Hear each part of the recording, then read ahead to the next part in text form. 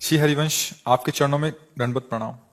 श्री कृष्ण कण कण में व्याप्त हैं, तो फिर विग्रह की पूजा क्यों करनी चाहिए महाराज जी? क्या ये ना विग्रह में भी तो व्याप्त है, तुम निषेध क्यों कर रहे हो? क्यों निषेध करना चाहिए? जब तुम्हें पता है कण कण में तो वहां भी तुम्हें, तो निषेध क्यों? नहीं, निषेध क्यों नहीं? हमें उसमें तुम अपने तर्क को मत रखो। जब श्री कृष्ण कण कण में व्याप्त है तो मूर्ति में भी श्री कृष्ण है ना, तो फिर निषेध क्यों? फिर आप क्यों कहते हो क्यों पूजा करनी चाहिए? उनकी रुचि है, उनकी रुचि जब कण कण में व्याप्त है तो उसमें मानकर पूजा करें, तो निषेध क्यों? ये वृत्ति क्यों? नहीं, गलत बात। जब ये तुम जानते हो कि श्री कृष्ण कण कण में है तो मूर्ति में भी है ना, तो पूज रहा तो प्रणाम करो उसको। उसके निषेध वृत्ति क्यों लाई रही हो? समझ पा रहे हो नहीं पा रहे? बस यही हमें गुस्सा दिलाती, यही बात है कि ज्यादा बुद्धि लगाओगे ना तो परेशान हो जाओगे। परमात्मा प्राप्ति की तो बात जाने तो आस्तिकता भी चली जाएगी। आजकल लोग यही है कि हम तो निराकार की उपासना करते हैं। बिना गुरु के तुम्हें ज्ञान हो जाए तो हमें बताना।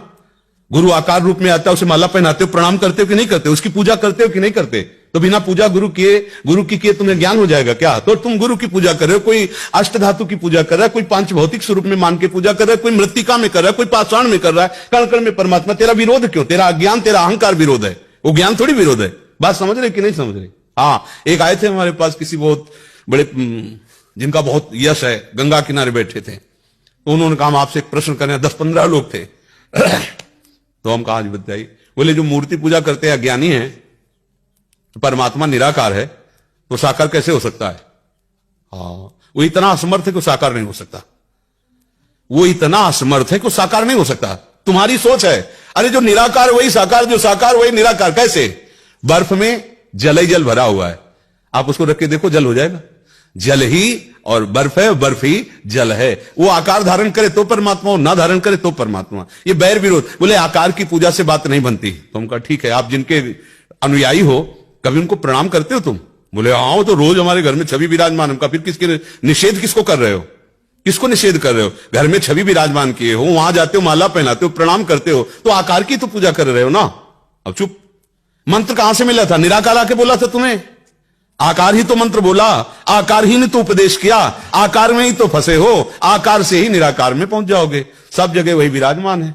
जो आकार रहित है वो सब जगह विराजमान है। उसी ने अपने आकार को प्रकट कर लिया है। उसी के सब आकार हैं, और वो सब आकारों से रहित निराकार है। वो सबसे परे है, सब में भरे। या रात से रघुनाथ कर भेग न जाने कोई, और जो जाने रघुपति कृपा सपने मोह न हो।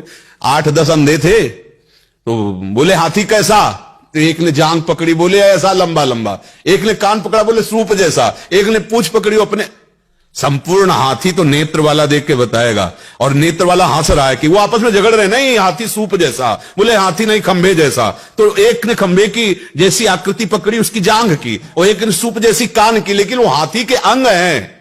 संपूर्ण हाथी तो आंख वाला देख के बताएगा कि हाँ, संपूर्ण हाथी कहते तुम झगड़ो मत, तुम सब उसी हाथी के अंग का वर्णन कर रहे हो। संपूर्ण हाथी तुम, मैं देख रहा हूं, तुम नहीं देख रहे। जो संपूर्ण ज्ञानी है वो वही है जो निराकार साकार में कोई भेद नहीं देखता, जो जड़ चैतन्य में कोई भेद नहीं देखता, जो महात्मा दुरात्मा में भेद नहीं देखा। एक ही परब्रह्म परमात्मा विराज। ये सच्चा ज्ञान है, ये अज्ञान की बात।